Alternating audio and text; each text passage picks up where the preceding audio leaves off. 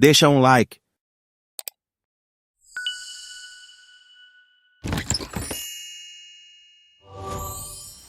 É porque você não sabe usar a sua memória. Deixa eu lhe ensinar 3 segredos. A memória gosta de movimento. Uma coisa é eu pensar num cachorro parado, outra coisa é eu pensar num cachorro correndo. É totalmente diferente. Aquelas memórias que você tem na sua mente, elas estão lá na forma de filmes e não na forma de slides. Se você memoriza coisa parada, você esquece. Se você memoriza em movimento, você vai se lembrar sempre. Segundo, existem estudos mostrando que o professor que trabalha com giz de 2 cores aumenta em 19% o desempenho da classe que ele está lecionando. Porque você usando mais de uma cor, você estimula outras áreas do cérebro. Se você trabalha só com preto e branco, você está trabalhando com a área esquerda, o seu hemisfério esquerdo do cérebro. Se você trabalha com colorido, outra cor qualquer, você está trabalhando com o lado direito. Então você procura estudar com a caneta de pelo menos 2 cores. Terceiro, você tem que exagerar. Uma coisa é você pensar num cachorro, outra coisa é você pensar num cachorro do tamanho de um elefante.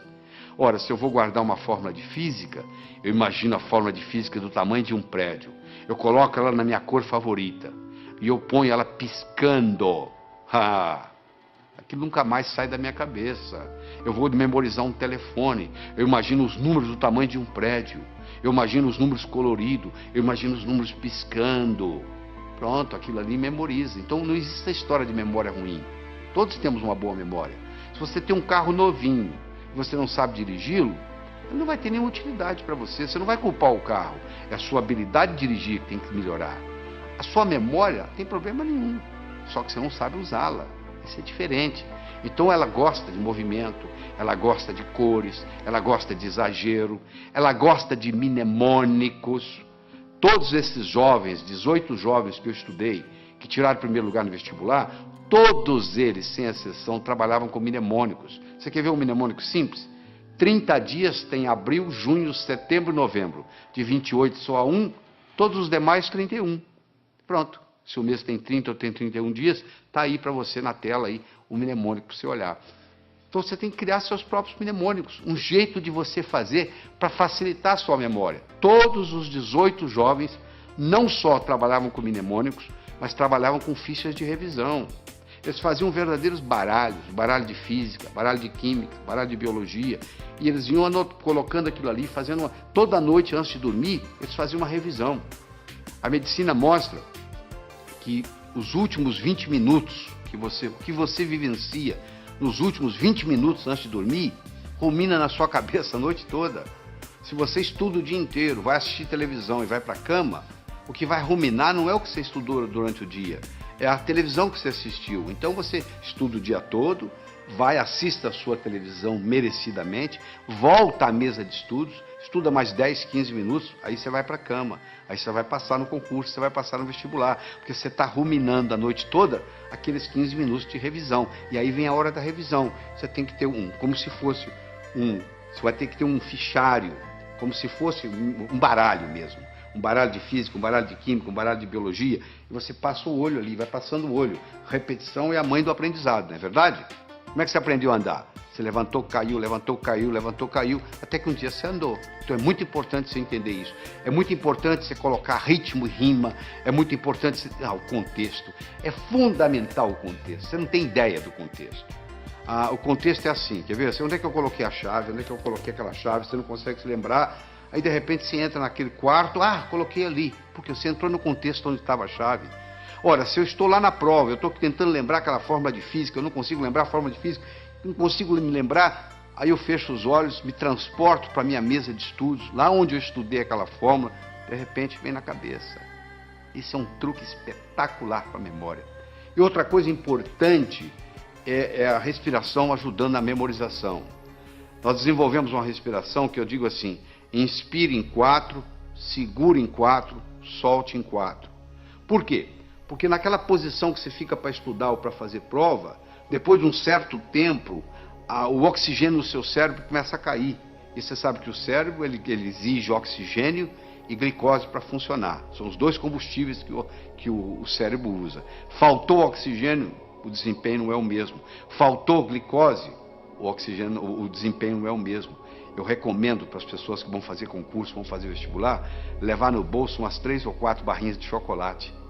A cada 40, 50 minutos dá uma parada, respira em 4, segura em 4, solta em 4 vezes, reoxigena o cérebro, come a barrinha de chocolate, absorve a glicose, aí você abasteceu de novo para mais 40, 50 minutos. Isso faz a diferença às vezes entre passar e ter que fazer o cursinho no ano que vem novamente. Deixa eu falar um pouquinho sobre leitura. 80% ou mais daquilo que você vai aprender na sua vida, você vai aprender através da leitura. Nós temos 3 tipos de leitura. Você faz a leitura do prazer, a leitura crítica e a leitura específica. Você vai procurar uma coisa específica e vai lá e pesquisa. O problema é que nós, brasileiros, temos uns vícios muito grandes com a leitura. Nós temos problema com a velocidade da leitura, temos problema com a compreensão e temos problema com a memorização. Essas 3 coisas estão juntas: velocidade, compreensão e memorização daquilo que lemos. Então deixa eu mostrar uma coisa. Primeiro, a gente aprende a ler palavra por palavra, não é verdade? Nós aprendemos a ler palavra por palavra e aprendemos a ler em voz alta. Aí nós começamos a ler em voz alta e os nossos pais dizem assim: não, para, você já leu bastante, lê agora em voz baixa. Só que você diminui o som, mas continua lendo com a garganta. Esse fenômeno recebe o nome de subvocalização. Só que a nossa garganta não permite falar mais do que 180, 190 palavras por minuto. Se você lê com a garganta, e a maioria lê, porque se você colocar uma pessoa lendo em silêncio e colocar um eletrodo aqui na área da laringe, você vai perceber que à medida que ela vai lendo, ela vai ativando a laringe. Se você tem esse vício de subvocalização, você está limitado a 190 palavras por minuto. Olha que interessante. O nosso cérebro chega a pensar 1000 palavras por minuto. Se a nossa garganta só trabalha com 190 palavras por minuto, ou seja, se eu sou limitado a ler 190 palavras por minuto, e o meu cérebro é capaz de pensar 1000, eu passo a maior parte do tempo fazendo o quê? Divagando. Eu fico desatento. Por incrível que pareça, quando eu aumento a velocidade de leitura, eu aumento a minha capacidade de concentração. Existe um outro vício na leitura, que é o chamado de regressão. O meu olho está sempre voltando, e eu perco um tempo danado nisso. Esses processos, então, o palavra por palavra, o subvocalização, a regressão, são problemas que prejudicam intensamente a nossa velocidade de leitura. Então eu vou recomendar a você aqui, para você pegar o jeito. É como andar de bicicleta, você tem que colocar a rodinha primeiro, você vai virar o livro de cabeça para baixo e você vai ler com as mãos, usando a mão como orientação e ler de cabeça para baixo. Só para você pegar o jeito, você pegar a mecânica, e no pegar a mecânica que faz uma diferença. E de vez em quando existe um exercício muito interessante, que se você esfregar uma mão na outra, esfregar até esquentar, faz aí você que está me assistindo, faz aí, vai, até esquentar, aí você coloca em cima dos olhos. Na mesma hora você descansa o globo ocular. Faz isso umas 2 ou 3 vezes, que vai fazer uma diferença enorme na sua leitura. Outra coisa importante: anote não palavras nem números, anote ideias. E como é que você anota ideias? Com aquele disquinho quebrado que eu ensinei. O que estão querendo que eu aprenda desse material? O que estão querendo que aprenda desse material? Use mapas mentais. O que é mapa mental? É desenvolvido por um psicólogo britânico, Tony Buzan. Ele vai às escolas britânicas, pega o último aluno da sala, em 2 meses ele faz ser primeiro colocado. Ele já fez isso várias vezes, provando que funciona. Ele mostra que um modo de você anotar usando um mapeamento mental, chamado Mind Map, mapa mental, é o modo como o cérebro aprende. Isso alavanca tremendamente. Você dá uma olhada aí no slide que eu estou projetando, você vai ver como é que é o mapa mental. Entra na internet, faz uma pesquisa de Mind Map, ou um mapeamento mental, e você vai aprender a fazer esse processo como se fossem árvores com seus galhos. É importante você fazer ficha de revisão, fundamental. Às vezes uma ficha de revisão, você pode colocar tudo que você precisa, todo o conhecimento naquela ficha de revisão. E só de você bater o olho ali, aquilo vai reforçando, e geralmente você faz isso antes de dormir.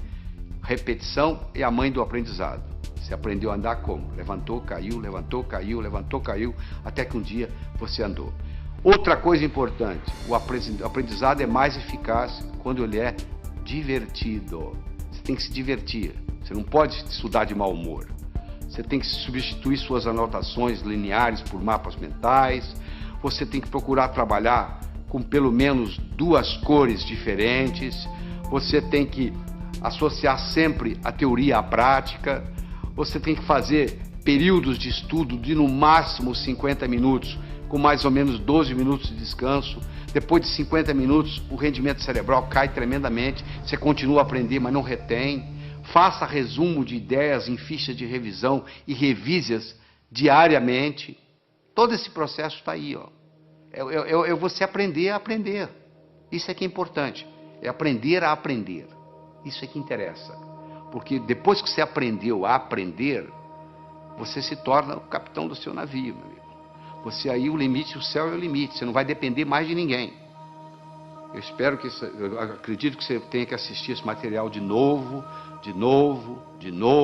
escutar com carinho, voltar nos problemas, para poder se reter isso aí. Você precisa mais de uma vez estar exposto a esse material. Você precisa de algumas horas de voo.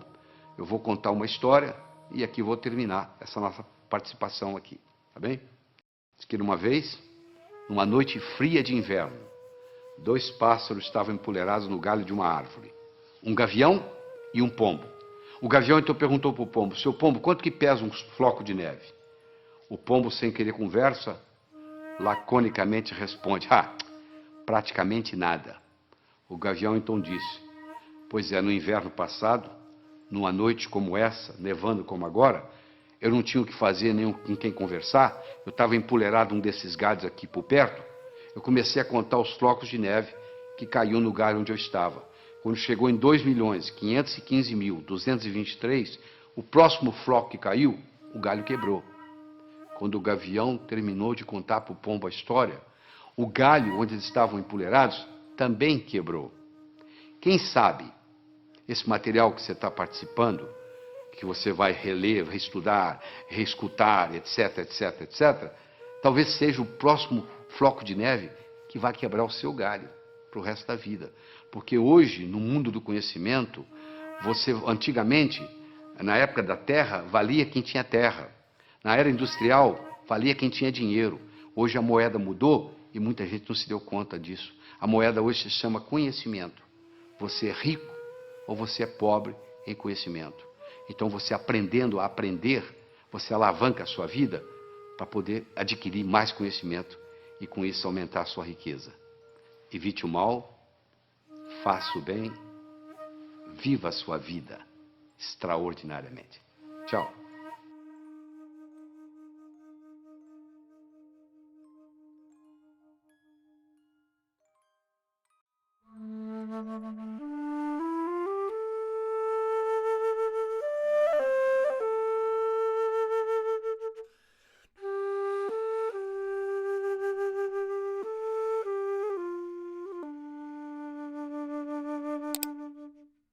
E aí, deixou o seu like?